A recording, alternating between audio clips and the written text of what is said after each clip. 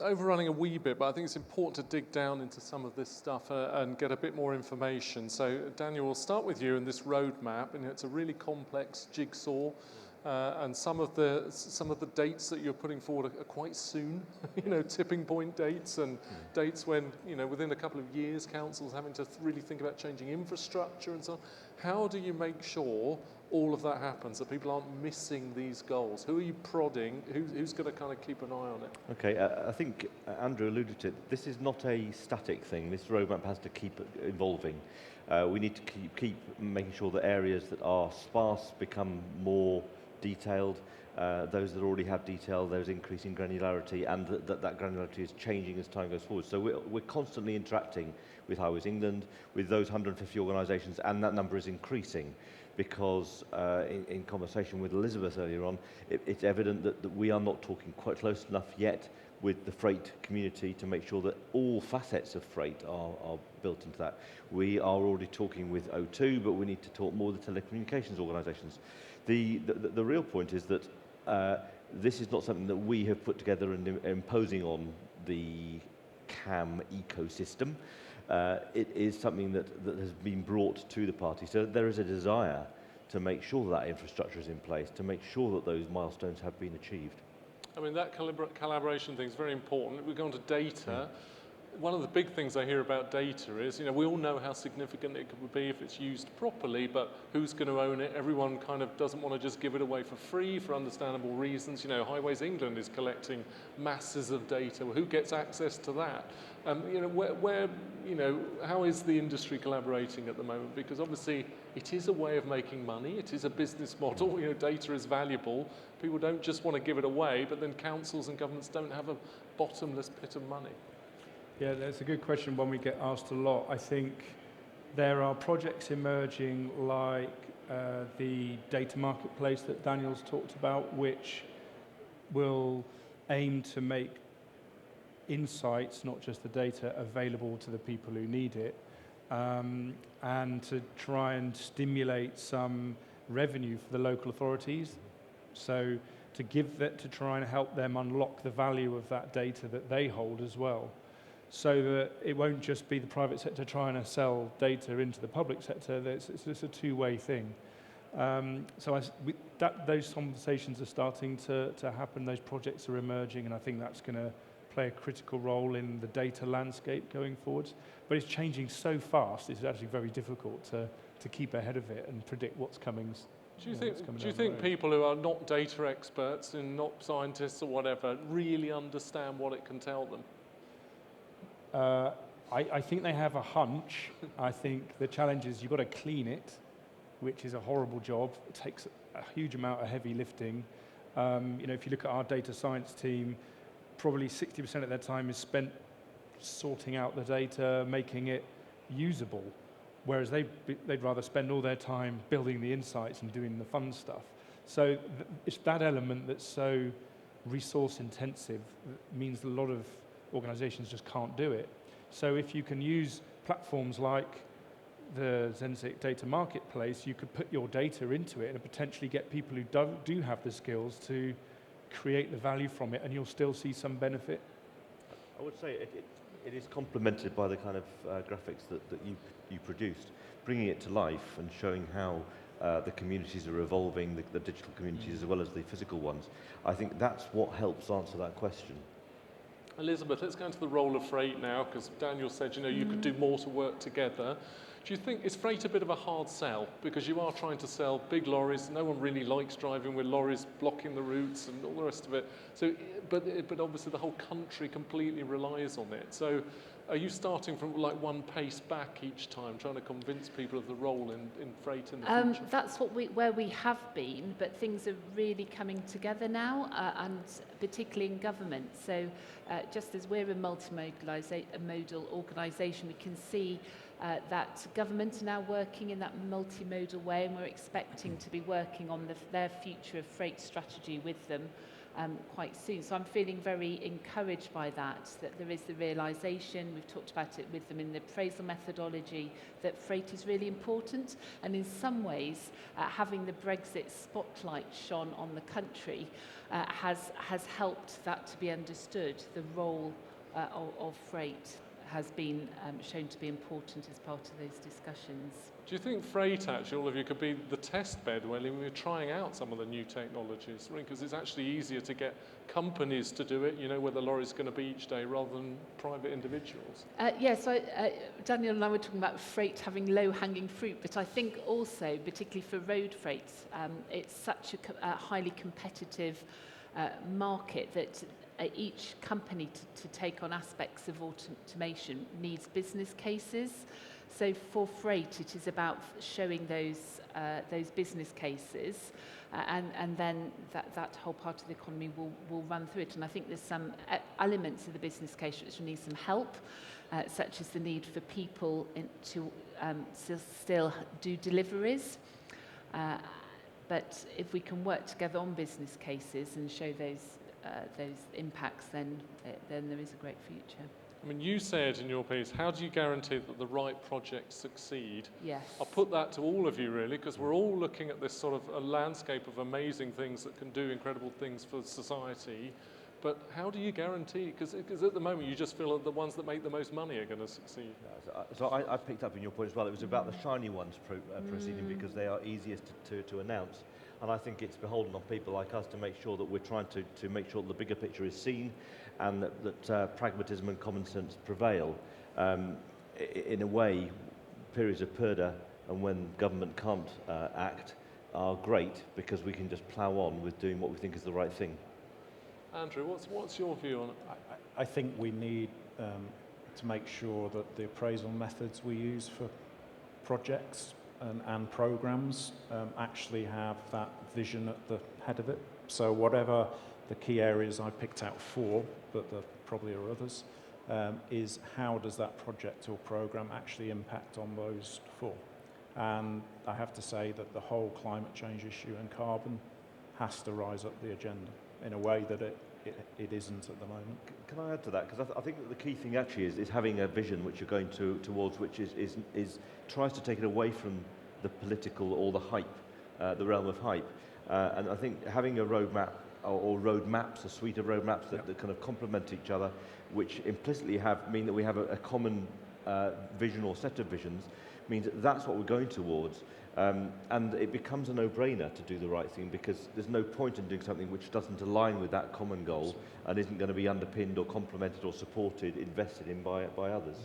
How do you control, though, what happens? Because I remember doing this event about, I think it was 4 years ago, and Uber was very new, and everyone was talking about it because no one had seen it coming. And I'm talking to car manufacturers and saying they're gathering all this data, they're changing everything, and we can't control it. You know, how do you guarantee that someone else doesn't come along and develop this incredible system that just takes over all government planning and all good intentions? it's the unpredictable future, isn't it? These businesses grow so quickly and are so powerful. They do, and I think you've got to embrace the chaos, in inverted commas. One of our problems in the past has been that we've had a fairly simple life. Things do move fairly slowly, and we've been able to control things. I know that from the public sector side, being able to control traffic, for example, is what we profess to do. So in my time at TfL, that was what we thought we'd done doing. The reality is that more and more we want to get into a position where we are at least influencing heavily, recognising that influence is what serves the public best, but also at the same time you're trying to complement the desire of the individual to have control over their own destiny completely to the expense of everyone else, or rather, don't worry about everyone else, it's just about me. So if we can balance those two, then we're going to be fine. But we need to make sure that we are enabling both to go ahead. That means that organisations like Uber will still pop up, and they will still succeed. But others will come along who may have different cultural values and which complement or rather damp down the evil elements, if that's what you're talking about. I also think that the word Uberisation, disruption, is overused. All it is a different business model. And we need to have different business models being part of the debate about the future. We will need different business models. For example, to just link your electricity supply with organisations, companies, houses, we need different business models because our current business models don't allow people to make investments in business cases. So we need to encourage different forms of business model in the future, and that's all Uberisation or disruption is. Andrew, I know we've talked before this session actually, and what came across from you is that you feel government and local authorities have a very strong role in this, for leadership, to set the roadmaps and so on. Do you think they're embracing that at the moment, or are they too consumed with kind of, budget cuts and Brexit and elections and everything else? Do you think there's a proper forward-thinking sense from governments and councils? I think in terms of you can pick out bits, so obviously Roy's transport strategy for Scotland does, if CIHT was to write a strategy that might be very close to what came up in Scotland, I guess the challenge is does England move towards that? It's got the future of mobility, which sets out many of the things we've all talked about. I guess one of the issues for me is perhaps in the past the profession has focused on the construction of new things when we realise that the vast majority of the networks that people need to use are going to be existing things, whether it's with CAN, electric vehicles, how we link new developments, etc. The vast majority will be on existing public highways that are managed by the public sector. Now, the usage of those networks is probably the thing that we're all starting to think about, and the different business models that goes with that. So that's the area where the challenge on our policymakers and our governance structures will come, because those business models will challenge that. So one of the areas around the local network, local highway network at the moment, is we allow all our utilities to sit in there to provide services to people, to go in at times when they wish to change it, which is great because it means services get changed quickly. Is what is the price of that to the public purse, to you and I, to taxpayers? There are questions there that I think we're only just starting about to ask. Okay, before we finish, I want to get in a couple of questions from people.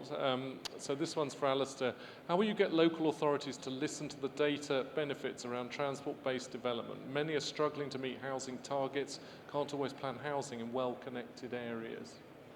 Yeah, that's an excellent question, and somebody asked a very similar question to me on this O2 stand this morning, and I think, the answer we gave was around the fact that if we look at the benefits around transport-based development, they're very broad, and it's important to engage people beyond the housing team or the transport team. We've got to look at public health, we've got to look at environment, and it's getting all those parts of the authority to work together on understanding the impact of a given proposal. And that's very difficult to do at the moment, to understand that impact objectively so you can weigh up the pros and cons and then communicate that evidence base back out to the public. It's a very hard thing to do. So I think data and insights can go some way towards helping communicate the benefits of particular projects, and will help the authorities sell those developments or the reasons for permitting those developments more easily. At the moment, they face a lot of objections because the data's not really supporting the decisions in a very clear, objective way quite often.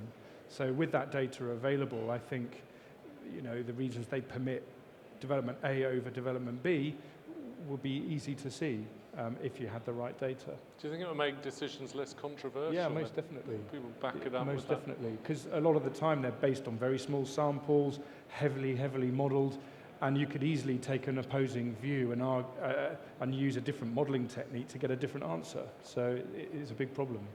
Okay, and one for Elizabeth here. Will autonomous lorries make a difference for road freight in the near future? I don't Well, know we're going what, to do what some year you would go. exploring of that, aren't we, for the near future? I think, so we look at autonomy as different forms of safety and support, and clearly it is already making a difference to people with things becoming safer, with cameras, with the making driving more restful. The difference we'll get in terms of transformation for the industry is at what point do you no longer need to have a qualified HGV driver on board, and we may be quite a way away from that, I would suggest. Yes, But Daniel, what's your view on it? will have Absolutely other agree. views. And the roadmap says that in the next 3 or 4 years there will be increasing trials of things like platooning, and of course we've got to remember this is not just the middle miles. This could be a first and last mile as well, or even so there will be more autonomous vehicles in ports and places like that, which can be controlled or geofenced. I think the roadmap says that in the transition phase, in about 4 or 5 years, there'll be a ramp up. But I don't think we'll be seeing wide scale, kind of massive economic impact in this area towards the end of the decade. I'm just going to pick up finally on one thing. That's hedging nicely on the. Yeah. You said the UK is a real front runner in this in terms of laws and regulations Yes. and so on. Are you confident we can sort of maintain that position as big countries like China and America start seeing the economic benefits of this kind of technology? Yes, I can. Well, we've got a really good example of a company that started testing and developing its autonomous or AI-based driving system in Germany. It's an example that's illustrated on our stand. We were talking to them at a show earlier this year actually.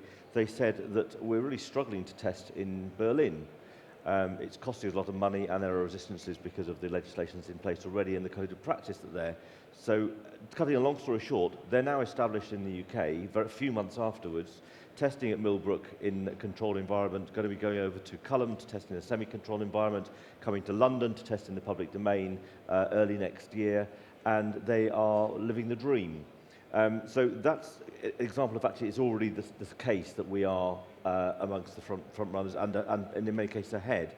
But things like the Law Commission review, which is ongoing, is a 3-year review which is going to look at how we can change our regulation to unlock the potential that sits in this, whilst maintaining safety and making it insurable and all that kind of stuff. That is world leading, and I've spoken to a number of people around the world over the last few weeks, months, who agree that what we're doing is a benchmark for the rest of them. Andrew, it sounds like you think the skills gap might be one of the barriers that kind of stops this happening. How big an issue is that, do you think, and how much effort is there at the moment to re-skill people in, say, the private sector? I think it's been an issue for a while. Infrastructure, thankfully, has been seen as a government priority in recent times. The need for people to work across infrastructure means that our sector has to fight for that. Do you see people grasping this, though, and saying, right, we've really got to do something about this, and actually setting up sort of things to re-skill their staff? I think they are. I think the missing link always is people need certainty and continuity to plan ahead. At the end of the day, that's at the heart of anything. So if businesses, if companies, if organisations, whether they be in the public or private sector, can't see the roots of that vision, whatever that vision might be, they're reluctant to put the resources in to do it. And that includes making the investment in skills and changes that are needed, and to be able to present an opportunity to people to come and join the sector. Now, Highways England has got that certain continuity, and hopefully it gets it moving forwards again. We're looking at that across the sector. That has to be a continuing message. Great. Well, thank you all very much. I'm kind of looking forward to, in 10 years' time, seeing what happened, like how much of what we predicted has actually come true.